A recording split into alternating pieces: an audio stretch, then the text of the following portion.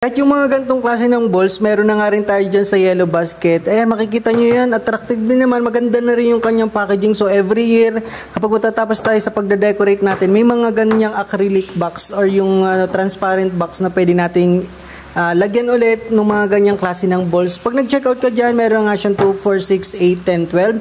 12 na nga yan. Meron siyang glittery, meron siyang glossy, may matted. Tapos itong pagka-glossy nito, meron siyang may design, then meron din tayong glossy na plain. Tapos kasama na nga to, print na nga tong Merry Christmas quotation dyan. So pwede nyo na din yang ihang sa Christmas tree.